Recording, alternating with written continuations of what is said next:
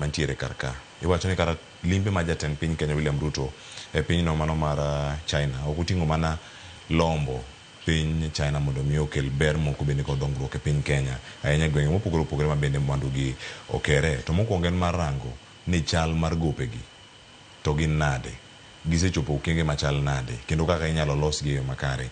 Paro nitiere kar ka mamienjo ma bende jatend migawo mochung' weche mag omenda John Badi lero ka dipo ni piny Kenya owuoke e okang' no miwacho ni chulo gope kata gowi kikawo ikawe gi US dollar mondo mi chak ti kod omenda no mano mar China currency margi, kendo jopiny China lero ni mano dhi medo ber mamoko mathoth madhi biro kod hola makamago ka piny Kenya yude. En okang' makare monego kawe kirango sani koko mabende osebedo e kind pinje ariyo, China kod America e kinde mokalo.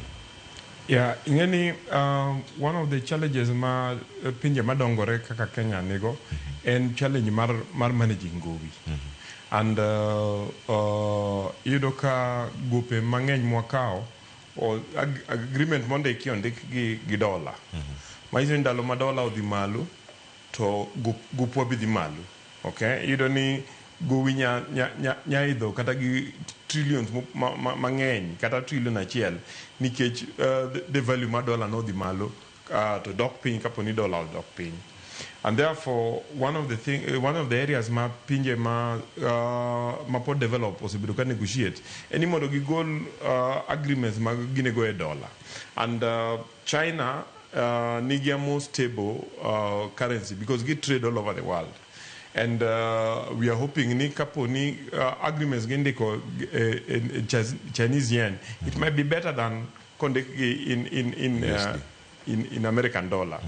But we hope ni wabro chopo kama wanyalo ndiko agreements go in Kenya shillings. Okay? And that is why President Isewinjo ka temo champion ne African countries mondo come together.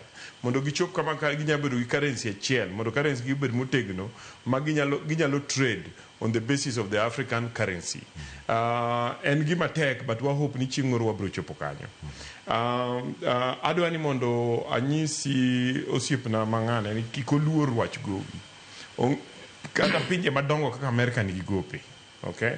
Iwinjo ka Trump gi one of the things mo yuago ni America nigi gope from mag World Bank, IMF, kata China gini group China. The most important thing en ni to gowi miyudo ne utimo gwango. Okay? Railway is important. King'iyo kuonde mose develop Kenya ka, tineno ka urbanization ma Kenya ka kwa Mombasa, nyaka Malaba, nyaka Busia, oluwo railway line gi kuonde mandara oluwo. So we are hoping ni pesa ni ko bigo motigo maber molosnwa railway line bro develop kuonde ko ma develop industry, ma develop agriculture, ma kel tije ma be able to sustainably pay that loan. But at the same time, you realize the president nyo kodi kwa loan kende. Nyo di for what is called PPP. PPP en serikal riwore gi jo hala. Mondo gibed gi agreement ni jo hala kelo pesa, serikal miyo gi low to miyo gi thuolo ma timo hala. To loso environment ma ginya timo hala maber. Ai to giketo pesa gi to recover pesa from offering the services. So we are hoping ni that model mar investment bro reduce the amount of loan mwakao. Unlike the previous between 2013 and 2017 ne wawuok chigni 2 trillion wachopo chigni 8 trillion in terms of loans. So we are hoping ni wanyayudo investment mang'eny to nyachulore kien mana kaka expressway chulore and other investments mo saneno ka PPP tiyogo Kenya ka. Yeah.